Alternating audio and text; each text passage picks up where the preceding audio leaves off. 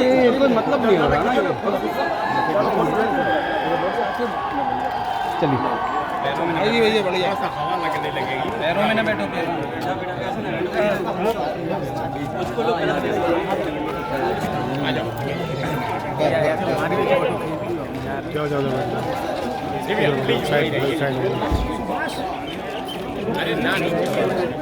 आइए आइए ये कन्नौज रेवा निवासी कहाँ से आ रहे हैं? चलो बोर्ड पर जाना है, कैसा पड़ा बोर्ड? हट जाओ।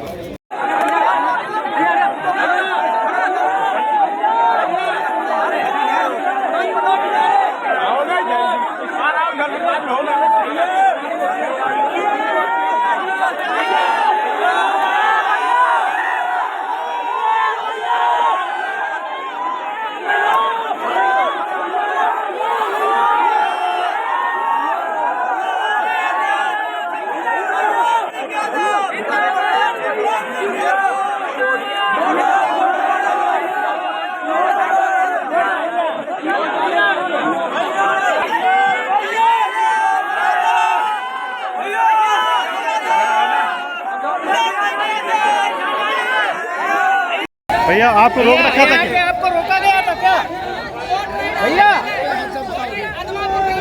भैया आपको यहाँ पे रोका गया था?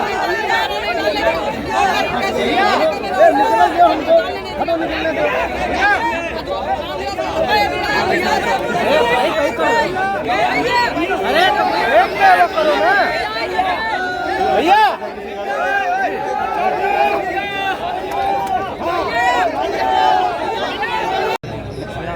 पीछे और बढ़ो ना, पीछे जाओ।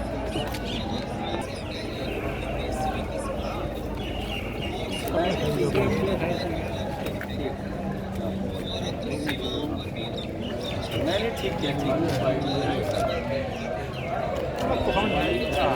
अभी अखिलेश जी यहाँ पर 3.5 घंटा बताया जा रहा है बैठे रहे। यहाँ पर क्यों बैठे रहे? पुलिस प्रशासन बहुत लगा हुआ था उनके लिए। देखिए पुलिस ने उनको नज़रबंद कर रखा था और उन्हें नज़रबंद ये कह के किया गया था कि हम आपको नज़रबंद कर रहे हैं, लेकिन भाजपा का प्रत्याशी भी नहीं निकलेगा किसी बूथ पे। लॉ एंड ऑर्डर जो है उसको कहा गया था कि लॉ एंड ऑर्डर मेंटेन रहे, लॉ एंड ऑर्डर मेंटेन रहे, इसलिए नज़रबंद किया गया था।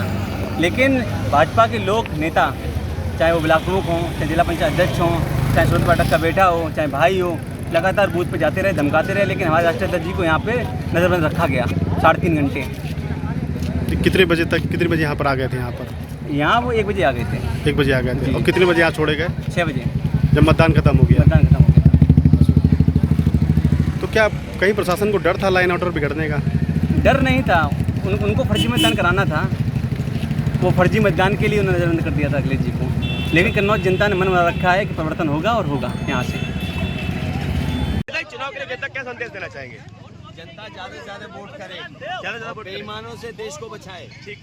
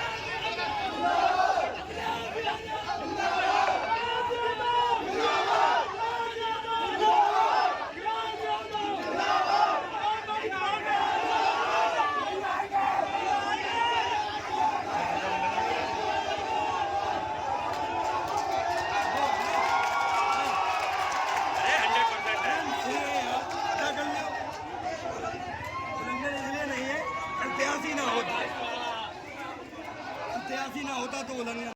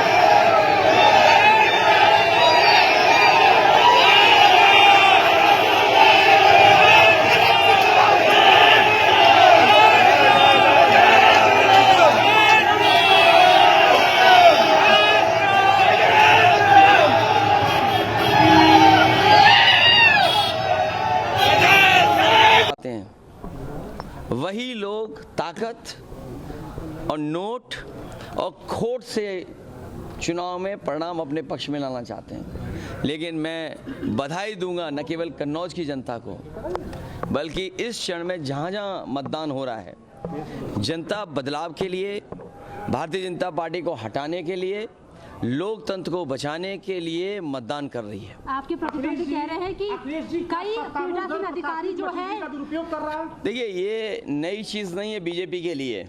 बीजेपी ने जितने भी चुनाव हुए उसमें मशीनरी इस्तेमाल की है। ब्लॉक प्रमुखी का चुनाव हो, जिला पंचायत का चुनाव हो और या एमएलसी का चुनाव रहा हो, बीजेपी ने टेंडर दे दिया था पुलिस को, अधिकारियों को टेंडर दे दिया था। लेकिन इस बार मुझे खुशी है कि जनता किसी की परवाह नहीं कर रही है। मैं कई सूचनाएं बता सकता हूं, जहां हम खड़े हैं यहीं पर भारतीय जनता पार्टी के गुंडे ने समाजवादी पार्टी के कार्यकर्ता को मारा, लेकिन उससे वोट नहीं प्रभावित कर पाया। और जो कन्नौज की जनता है, खासकर कन्नौज में जहां हम लोग खड़े हैं, यहाँ की लोगों ने विकास देखा है, विकास को कैसे आगे ले जाया जाता है वो देखा है।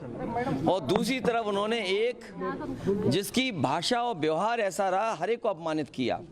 यहाँ के सांसद ने पुलिस को पीटा, पीटना तो एक बड़ा सभ्य शब्द है।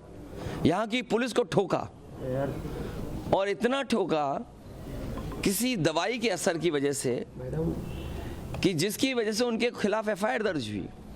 यहीं पर थोड़ी दूर भगवान बुद्ध, उनकी मूर्ति लग गई थी चौराहे पर, तिराहे पर, लेकिन इन्होंने रातों रात भगवान बुद्ध की मूर्ति हटवा दी।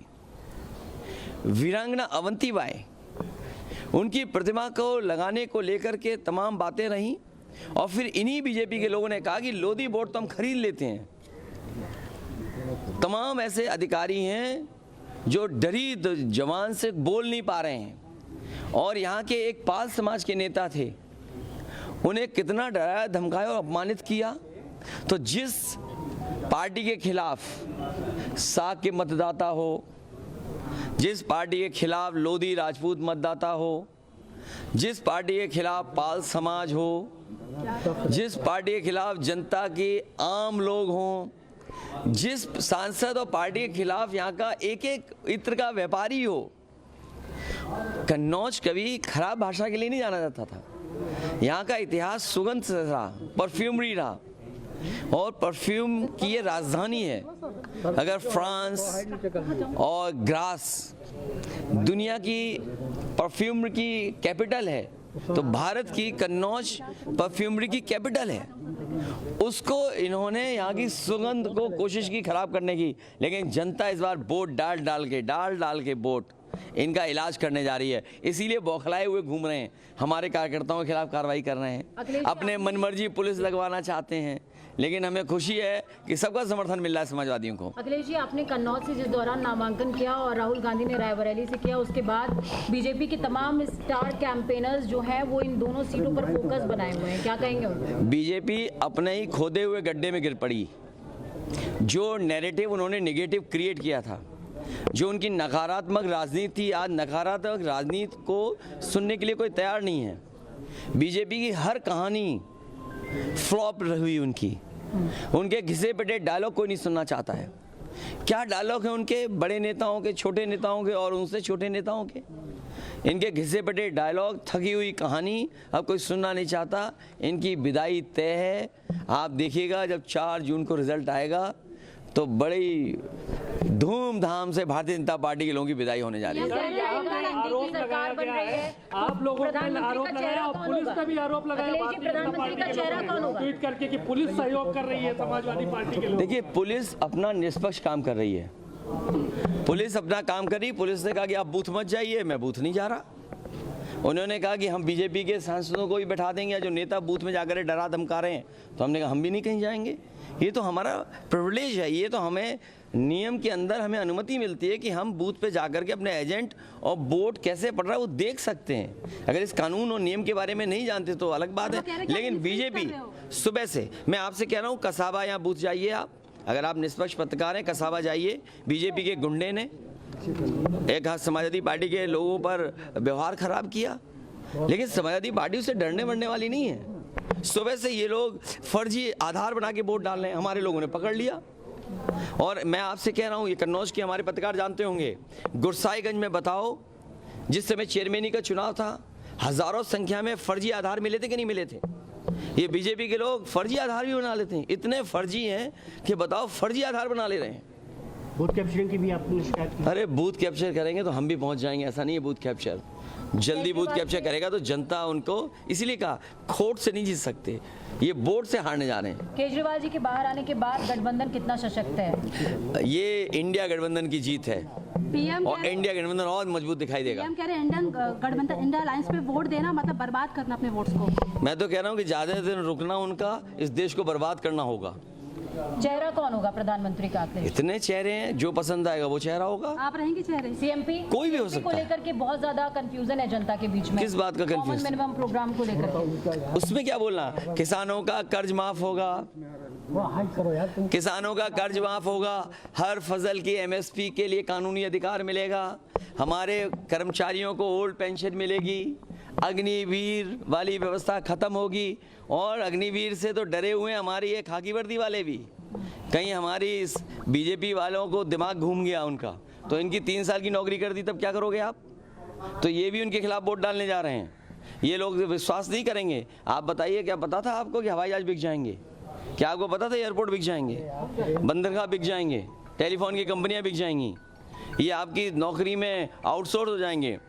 आईएएस लेटरल एंट्री से आए, और मैं आपको कहना चाहता हूं, जितने आईएएस बनाए गए थे विदेश से ला करके लेटरल एंट्री से, सब विदेश भाग गए।